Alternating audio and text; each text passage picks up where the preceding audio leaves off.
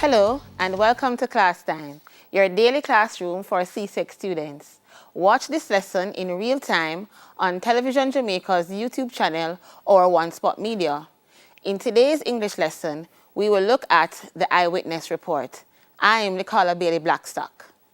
All right, so we have been looking at paper 2 of the CSEC English language paper, right? And that section is called informative discourse, right? So we have been looking at all the possible things that we may get for paper 2, section B.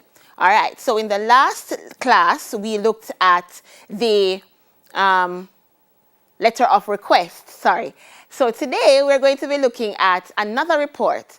And this report that we're going to be looking at is the eyewitness report. All right. So before we get into our actual lesson, we need to know what it is that we should learn at the end of the lesson. State what is an eyewitness report. Explain the purpose of an eyewitness report. List the features of an eyewitness report. Outline the format of an eyewitness report. Develop competency in writing by writing an eyewitness report. All right, so time to think. Now, we're looking at the eyewitness report. And again, you may be wondering, what is an eyewitness report? What we would need to do or create an eyewitness report for, right? So let us think about it. So before we get into the lesson, you know I always give you something to think about or to do. All right, so think about it. You are on your way to school and you saw a motor vehicle accident. The police came on the scene and after assisting the injured persons out of the vehicles and into an ambulance, they asked if there are persons who witnessed the accident. Would you be honest and tell them that you saw everything? What information do you think the police would need? Now let us think about this, to be honest. Now there are many times that we actually see things happening or we are witness to, say, a motor vehicle accident or whatever it is, and persons ask, or the authorities who are on the scene ask if there's anyone who saw exactly what happens. And many persons tend to shy away from saying yes, they saw what happened because they can't be bothered with going over or going through the process of telling what they saw. Or some persons are actually afraid of really saying what it is that they saw. All right, so think about it, be honest. If you actually saw a motor vehicle accident and the police asked you if you actually saw what happened, would you be honest and say yes? Right? Now, I would, right? But I cannot speak for you. So think about it and ask yourself if you really think you would be bold enough and say yes, you actually witnessed what happened. Second, what information do you think the police would need? Now, we're looking at the eyewitness report, right? And the key word there is eyewitness. Now, what comes to mind when you hear the word eyewitness, right? So we're looking at the eyewitness report, right? And the key word is eyewitness. So, as it said, what information do you think the police would need? Do you have any idea as to what an actual eyewitness report is, or what is an eyewitness report based on the questions that I have asked already? All right, let us find out what exactly is an eyewitness report. All right, so what is an eyewitness report? An eyewitness report is a first-person account of an event you personally witnessed. The goal is to provide details about the event in a clear, concise manner, giving as many details as you recall as accurately as possible. All right, so an eyewitness report is basically you telling what it is that you saw, right? And it is a first-person account. So it means that if you are going to be giving or writing a report, it must be done from the first person perspective, meaning that you are the one who saw the accident. So if you're going to be writing, you're going to be writing and using pronouns like I and me. All right? So it is written from the first person perspective. So I saw the accident, so I'm writing based on what I saw. All right? So also, it is clear and concise. Now, we have been using or seeing these words quite frequently, clear and concise, right? Now, when you hear the word clear, it means that when you are giving your report, there should be no room for ambiguity, right? When the person or the relevant persons are reading your eyewitness report, they should understand everything. So if the red car crashed into the side of the black car, it is clear, right? Because they know that it was a black car and a red car, right? And where the red car hit and so on, right? So it should be clear and concise. Now, concise means that you are going to get straight to the point. So we need to understand this. So with every other lesson that we have been looking at, this is one of the important things that we have been saying.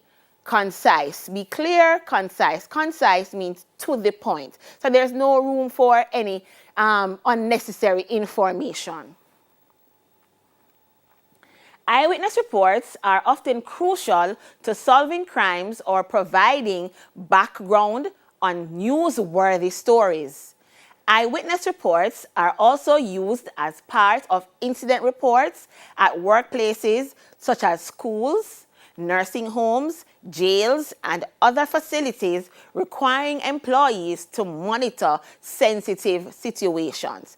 All right, so all of the documents or most of the lessons that we have been looking at are relating to documents that are formal, right? And some of them are used for future reference, right? So they would put them on file to say, okay, then this report was written or this letter was written, right? So that they can have a file to say, okay, then this is exactly what happened and the letter or the report was written at a particular time. Now, the eyewitness report is no different, right? Now, here it says it is often crucial to solving crimes or providing background on newsworthy stories. Now, if you're writing or you're required to give an eyewitness report, it means that you have to be truthful, right? And the report must contain factual information. So, say, for example, you witnessed a car accident and you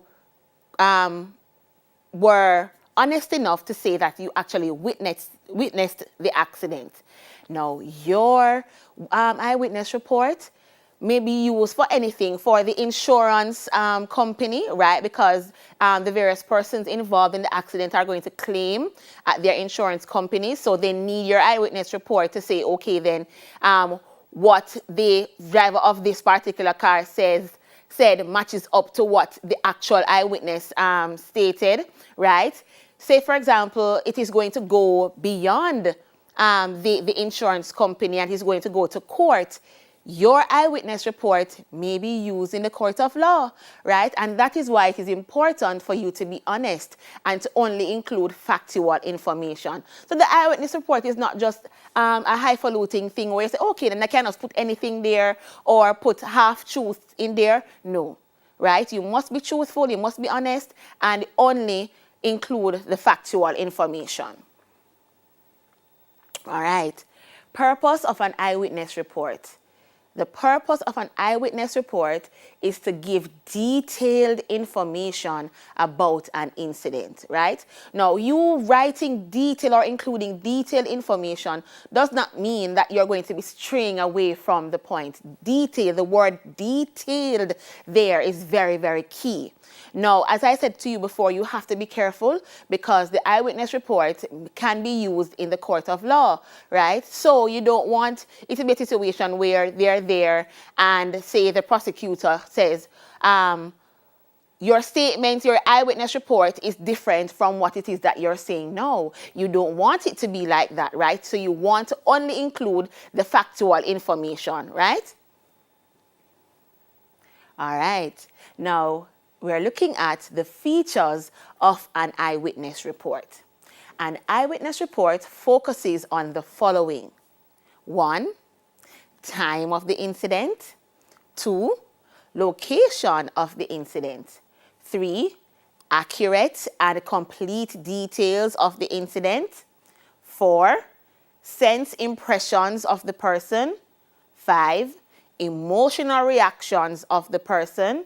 6, vivid language to convey the experience clearly. 7, appropriate verb forms such as the past simple tense and past passive tense.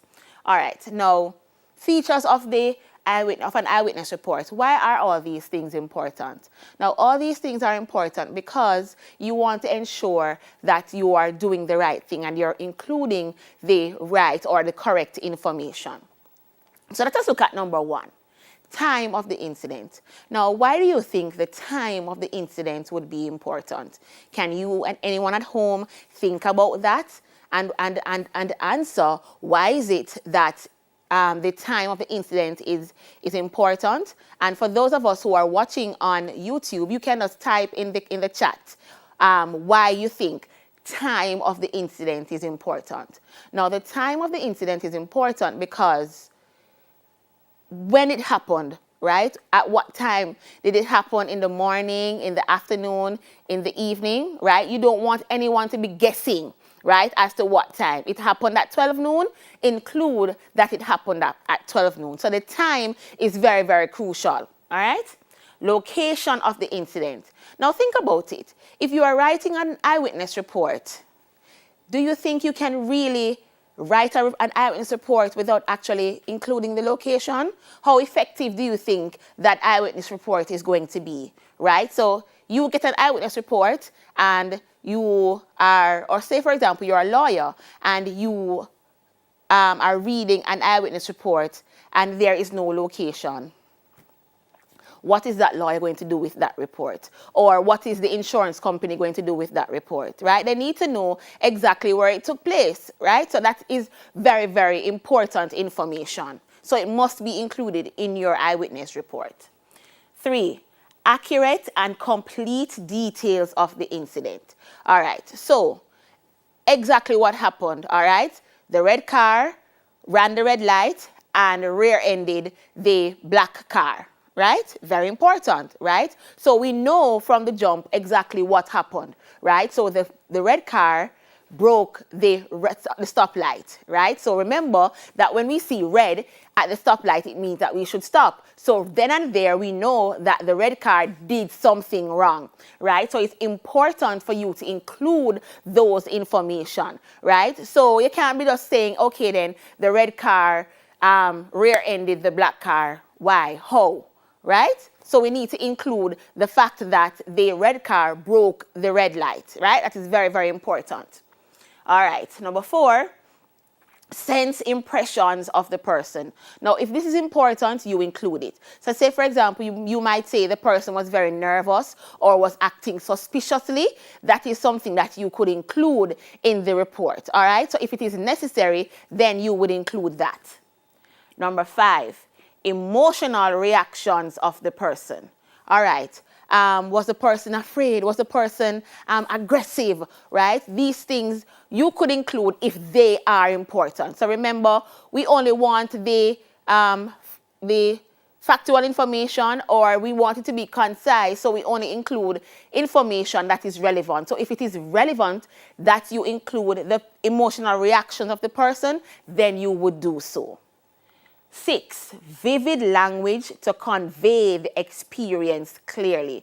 Now, what do we mean by vivid language? Vivid language means that the adjectives that you're going to be using is going to allow the reader to picture exactly what is happening. Do you understand? And as I keep saying, say, for example, you say the red car broke the traffic light and rear-ended the black car, right? You could be even more specific and include what stoplight was it, all right? What else was going on at the time? Do you understand? So these are vivid language that you would use to allow the reader to picture exactly what it is that you are describing. appropriate verb forms such as the past simple tense and past passive tense. Now, number 7 is very important because if you are giving an eyewitness report, the incident happened already, right? So it means that you are going to be giving your report in the past tense. So you cannot be writing your report in the present tense because you're giving an eyewitness account of something that happened already. So you have to be careful of the tense that you use. So it happened already, so you are going to be writing in the past tense, right? So I'm hoping that you're following so far. All right, so we went through the features of an eyewitness report. All right, now we are going to learn how to write the eyewitness report. Now remember, there's a format for everything, right? So we need to learn the format so that we don't go wrong. All right, how to write an eyewitness report. Write your eyewitness report in the first person, as I mentioned before, right? So you're writing it in the first person, so you would use pronouns such as I and me. All right, describe only what you actually witnessed. Very important, right? So if you did not see the man running from the scene or whatever it is, don't include it. Include exactly what you saw. Plain and simple. Because remember, we only want the factual information. And even though we want the factual information, it should be concise, right? So, and I've always been saying this, be honest, be truthful, right? Because it doesn't look good if after a while the person finds out or the authorities find out that you were lying. In this sense, you could get into trouble, right? So you have to be very, very careful. So describe only what you actually witnessed.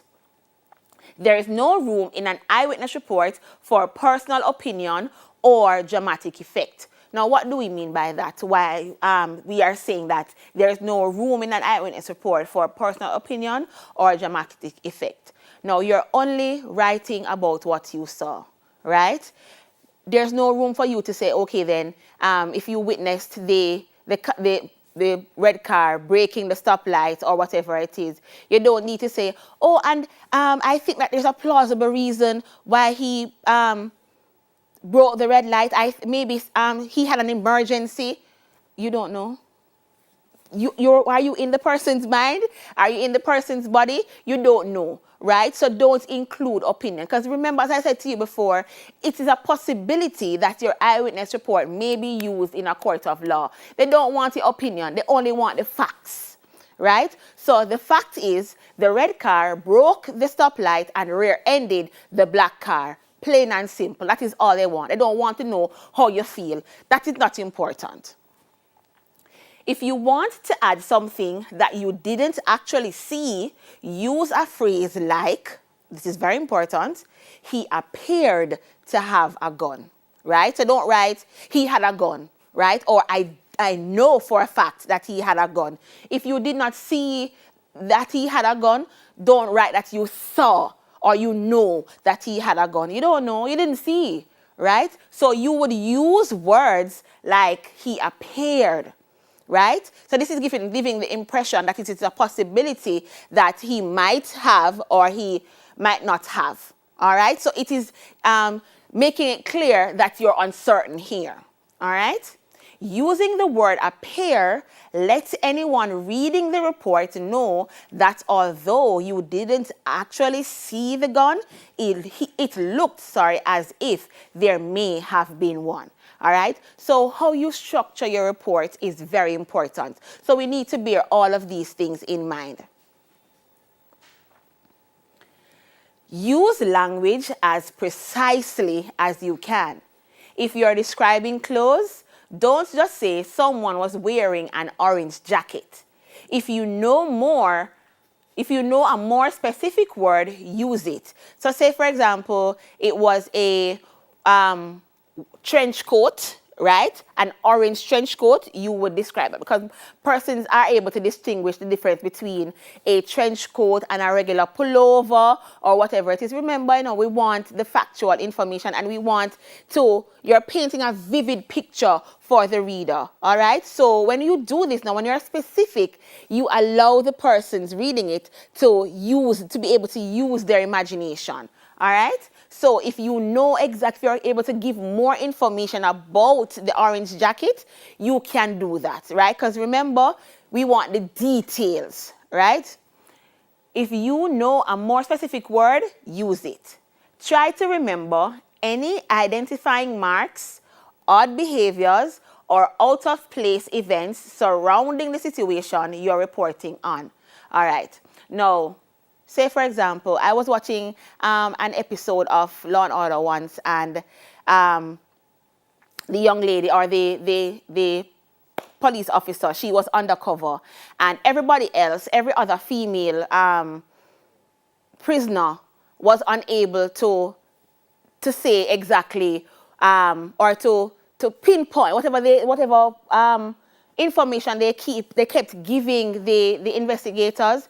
They were not able to pin it on this particular warden, and she was undercover, and he did something to her, and she was able to give a specific identifying mark, and that is what they used to convict him. So these things are very, very important. So if you saw any identifying marks, include it, because this might be very, very important. All right. So remember, we are painting a vivid picture for the reader.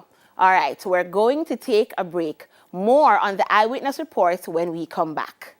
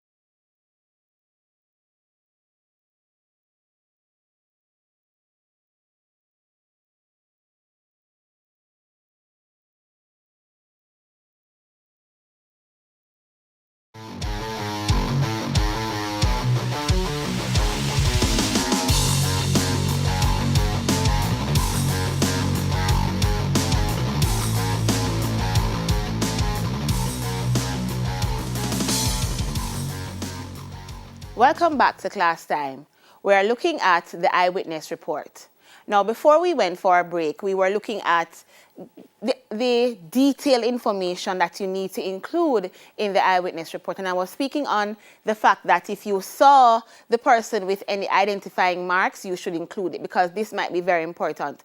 Now, it is just as important as when you're applying for your passport and they ask you to write on the form if you have any distinguishing marks. It is very important because this might distinguish you from someone, right? So there are many Richard Johnsons in the world, right? But what it is that distinguishes you from the other Richard Johnsons, right? So this is very, very important. So if you saw the person with a mark, it's important that you include it because this could convict the person, say, if you're in a court of law. All right, odd behaviors. Right? Now, if you witness the person behaving suspiciously, right? If you were watching like the crime movies and you saw that, okay, then the person robbed the bank or whatever it is, and then they started behaving suspiciously, starting to act nervous. When you're watching these series, you would realize that a lot of the times the detectives pinpoint persons like that because this will allow them to say, okay, then no man, something is off, something not right? And they might hold on to the person, and the very fact that they saw that this person was moving or behaving suspiciously, then it is a possibility that the person did something wrong, all right? So nervousness is a sign, right? A lot of times that something is off, all right? So odd behaviors or out of place events surrounding the situation you're reporting. So all of these information are very important, right? So remember, it is detailed information that you are including in the report. So all of this information is important. So remember, it is the factual information that you're including, but you're going to be detailed about it. All right? Include specific time and date information when writing about the incident. Your full name and contact information and the names of anyone who might have been present who can back up your account. If you have access information from someone who is unavailable to write a report, include the information but indicate that the information was obtained from someone else, right? So all of this information is important. Now, we are living in a time where we are afraid of being an informer, but if it is necessary, then you should do the right thing, right? So if you were not the only person who witnessed the incident, it would be good for you to share who else was there, right? Because remember, just as how we're in a studio and there are different cameras to catch different angles, it's the same with the different eyewitnesses, right? Because you are standing at a particular distance and what you saw might be different from what somebody else saw who was in a different location. Understand? So these things are very, very important. So all the eyewitness reports put together will help whoever it is that needs the information. All right, present events in a clear and logical order. Now, just as when we're writing our stories, it is important when we were looking at the elements of plot, where the plot must be the plot is a sequence of events. It is the same when we're writing our letters or our reports, right? So we're writing our report in a logical order. What happened first, second, third, and so on, right? So you're writing a report and you can't be all over the place. So you can't say, the red car rear-ended the black car, and then the red car broke the stoplight. I'm already confused, right? So you write from beginning to end, what came first, what came second, and so on. So this is clear, so the reader is able to understand, and then your eyewitness report is accurate. All right? So present events in a clear and logical order. All right. Who, what, when, and where. Now, before we get into who, what, when, and where, what is it talking about? Where else did you see? What other lesson did you see these questions? Do you remember? It was another report. Yes, it was the newspaper report. Very good. So, who, what, when, and where.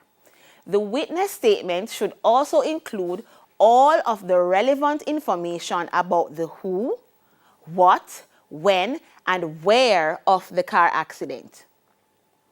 In other words, it should list the names of any individuals involved in the accident, details about the vehicles involved in the collision, and when the crash took place, right? So we're speaking of an accident, right? So who, what, when, and where, very important, right? So you're giving your eyewitness report. You may not know the persons, right? But you could say a man and a woman, right? Who, what happened, right? The red car broke the stoplight and rear-ended the black car, right? When? November 23, 2020. Where? Linders Road, right? So we understand. So all of this is important, very important. So who, what, when, and where. The more specific the witness can be, the more helpful the witness statement typically will be. For example, if the witness can specify that she looked at the clock on her phone just as the accident happened, that specific time can help an accident reconstruction expert to prove fault in the collision, right? So these things are very important. Now, I know that many of you are technologically savvy, right? And we tend to get immersed in crime series and so on, right? And I've seen a lot of series where the investigators reconstructed the accident, right? So the minute details, very important, right? So the time is very important for them to reconstruct, to help to reconstruct the accident or the incident, right? And if the time is off, then they will just blow the case wide open, right? So they would then and there know that, okay, then this eyewitness account is not so accurate, right? There are some discrepancies that occurred, right? So we have to be very, very careful to include the facts and do not fib, don't lie, right? Just be honest and write what you saw. If you didn't say anything, just say never see nothing. Right? If the police come to you and ask if you saw something, just say that you did not see anything. But if you saw something and you are asked to write an actual report, be honest, be truthful. In addition, the witness statement should be specific about where the accident happened. This may be a particular intersection, a specific marker on a highway, or precise address on a local road, say in Kingston, right? So all of these information is important. And I can see why a lot of persons might shy away from actually writing an eyewitness report because it is very, very detailed, very detailed. And some persons might not be bothered with it. But if you are able to, you're being asked to do so, right? It might take some time, but it might help someone. All right. Perspective and how the incident occurred. Now, these are very, very important. These things are very important. The witness statement should give the witness's subjective perspective of how the incident occurred. This portion of the witness statement may be more narrative in nature as the witness clarifies in writing what she or he saw and observed with regard to the incident. Right? Now remember, we're still not including our opinions, right? We're trying to be as factual and as clear as possible, right? So you might have a little bit of narrative, and the narrative would be you writing out exactly what took place. Observation of injury and property damage. Every witness statement should provide information about injuries and property damage. If the witness observed specific injuries or symptoms, this information should be in the report. Even if the witness did not notice specific injuries but observed that a motorist appeared to be hurt, that information should be included in the statement. Likewise, if the witness observed damage to the front end of a vehicle, it is important for the witness to be as specific as possible. And again, this is just reiterating that you need to include all the specific details that you can, right? So if you did not see, or if you were unable to see that the person has cuts and bruises on his legs, you could include that after the person exited the vehicle, they were limping, right? That would be something that is very, very important, right? So all they're saying is that, again, to include the specifics. All right. Now we're going to be looking at the parts of the eyewitness report. Now this is important because if you don't know the parts, how are you going to be able to construct the eyewitness report? Yes, you have the information in your head, but a lot of persons, they have a particular format that they want you to follow. All right. Now the heading. This contains the incident that took place, right? So say, for example, motor vehicle collision on Lyndhurst Road, right? Important, right? So this is telling you exactly what the report is about. So the heading should give you an idea as to what the report is going to be about. Place. This is where you state exactly where the incident happened. The date. This is where you write when the incident took place, right? So you have the heading, then you have the place, right? Then you have the date. The body. The body of the eyewitness report is divided into 3 parts: the introduction, the main content, and the conclusion. The introduction. In the first line, answer the questions: what happened, who was involved, when it occurred, and where it occurred, right? All of these questions must be answered, right? And they should be answered in the introduction. In the second line, answer the question why the incident took place. In the third line, you will write the number of persons who died or who were injured, right? And all of this is in the introduction, right? In the introductory paragraph. All right, so here it is outlining how it is that you go about using the W question, when, date and time, where, location of the accident, what are the consequences of the accident, who was involved, what happened, why did it happen, right? So all of these things help you to write your report, right? These questions that are asked and that you would ask helps you to write your report. All right, and here it is outlining it a little bit better. When? On April 5, 2018 at 6:30 a.m. Who? A young cyclist and a red car. Where? At the crossroads Abbey Road and Berg Street. What? The driver overlooked and hit the wheel. The cyclist was injured and had to go to the hospital. The car braked late and could not stop in time. The cyclist could not dodge, right? So this is explaining what happened. Why? It was foggy and rained lightly. What consequences? The cyclist was slightly injured. The property damage was about $2,500, right? So this is just outlining how it is that you would go about explaining all the W questions. All right, the main content. This is where you will give the details of how the incident took place. In this section, it is important that you stick to the facts.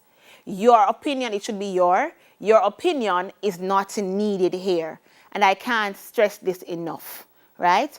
You are only required to include the facts. That is it. No ifs, no buts, no maybes, just the facts. I don't want your opinions, or the reader, the insurance company don't want your opinion, the lawyers don't want your opinion, nobody don't want your opinion. So just remember that nobody wants your opinion. At that point in time, your opinion is not important, it is not needed, so don't include it.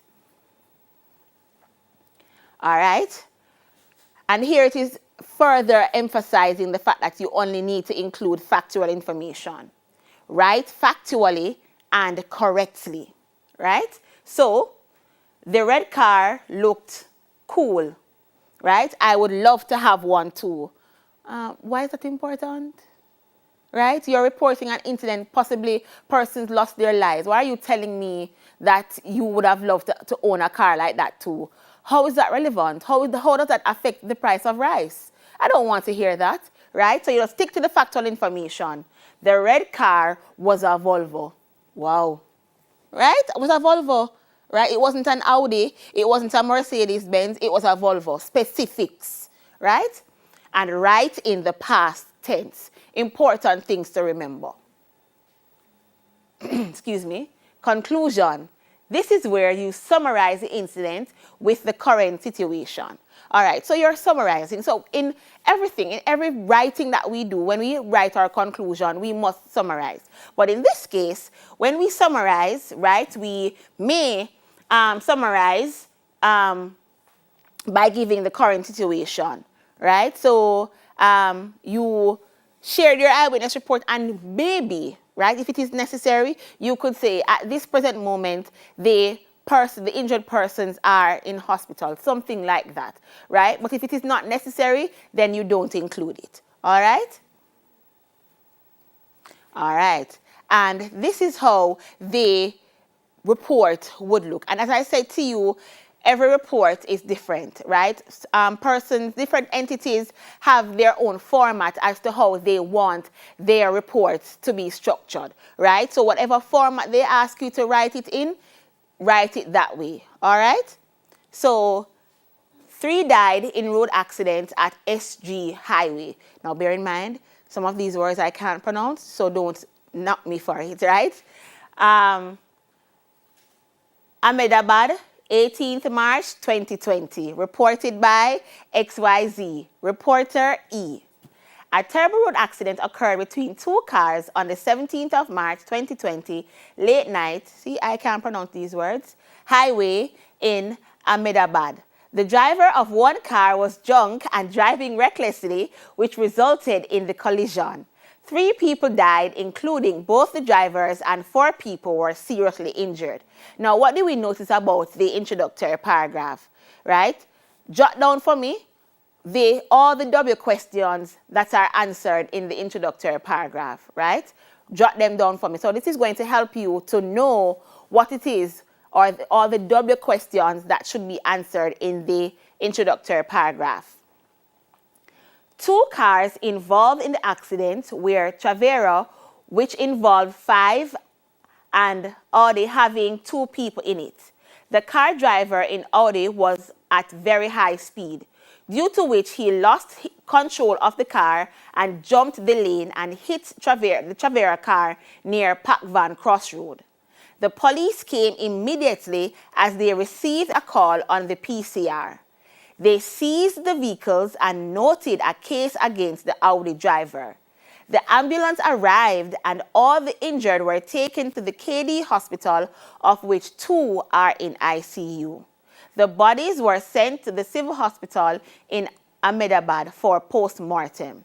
Now, we need to bear this in mind, that the second paragraph is just giving the specific details, expounding on the introduction, right? So remember, they write down all the double questions that were answered in the first paragraph and what double question was answered in the second, right?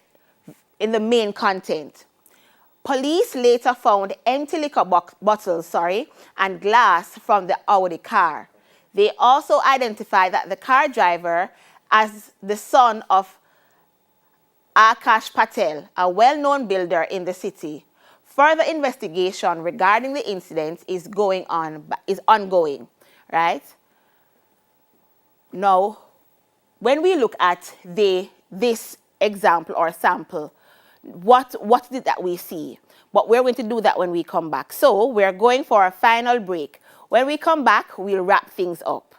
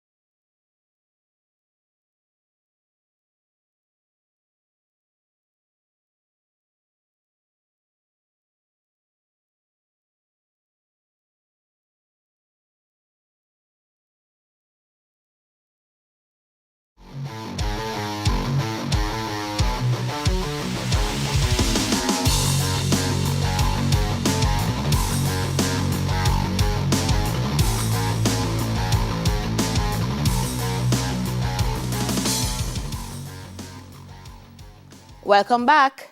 So before we went for the break, we looked at the sample of the eyewitness report, right? Now, we are at our favorite part of the lesson, work at home.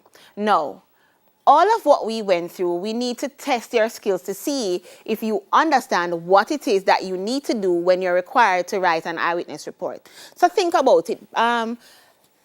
Think about everything that we have looked at so far. What are all the things that we mentioned that we should include in the eyewitness report, right? So because we're going to be testing if you actually learned all of from what we went through just now. All right. So work from home. No. I'm going to be presenting you with a scenario and you are going to see, right? Create an incident in your head and then you're going to be asked to brainstorm before you actually write your report, right? So we don't just jump into things like that. We take it slowly and then we ease you into it, right? Now, on your way to Port Royal, you saw an accident involving a goat, a bus, and a car. Write an eyewitness report about the incident.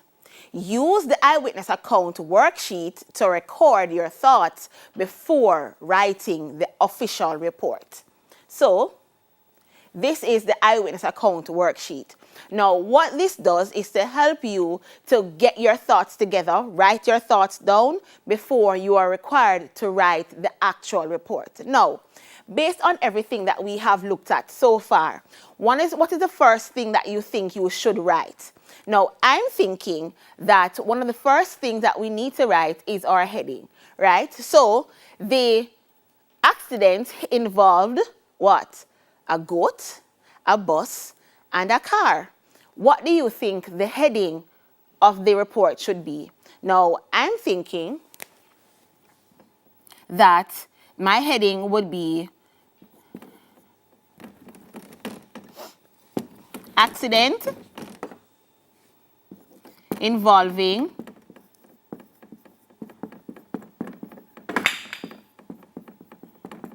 a goat, a bus, and a car. Right? And if you want to underline it, not a problem. All right. Now, it is your incident, right? You're asked to use your imagination here. It isn't an actual incident, right? But you are being asked to just imagine. Use your imagination now. Now, create the incident in your head. Now, remember, there are certain questions that we need to ask. What are the questions that we need to ask? The questions are what, where, when, why, and what else? What is the other W? Who? Beautiful. Who?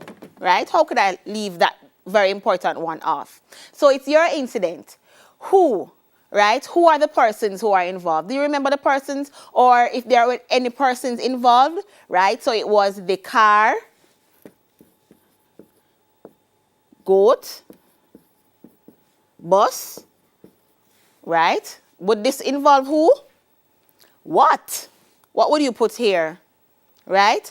Remember now we're brainstorming, so we're not really sure about this one. So remember, we're just jotting down to get our ideas together and then we will make the corrections as we go along. Right? So we're just brainstorming now.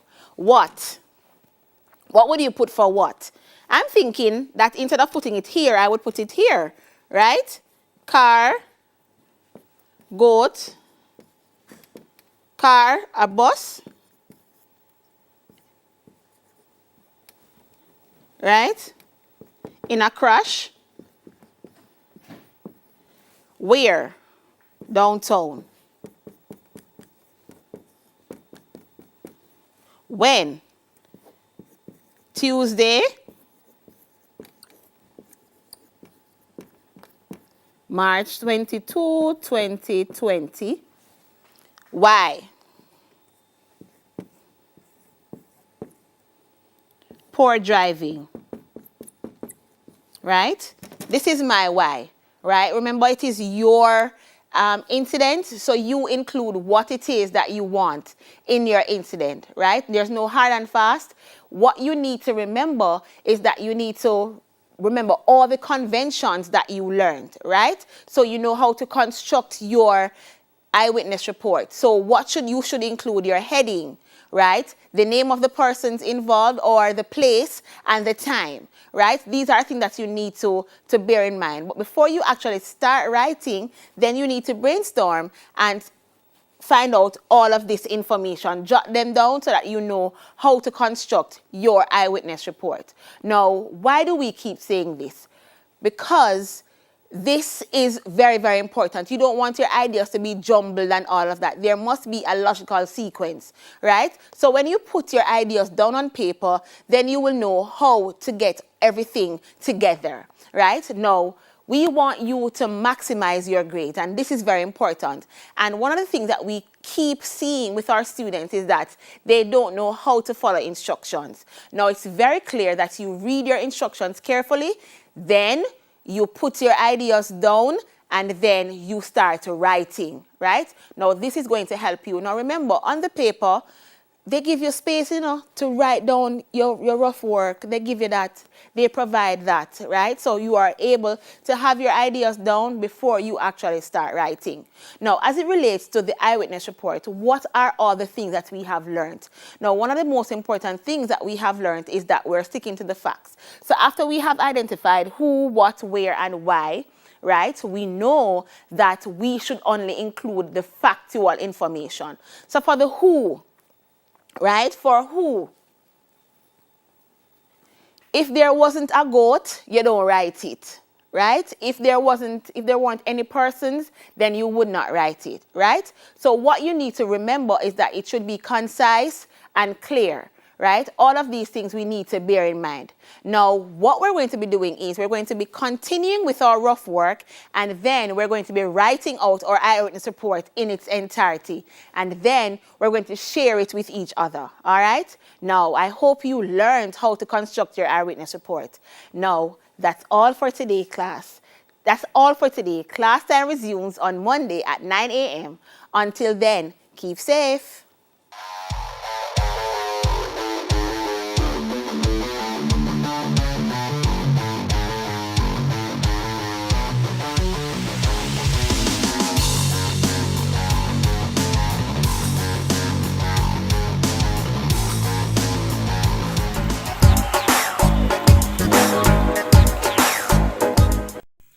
Hi there, I'm Simon Preston from TVJ. Thank you very much for watching our YouTube channel. To see our latest videos and also to see live events, click here. To see our full videos on onespotmedia.com, click here. Thank you very much for watching.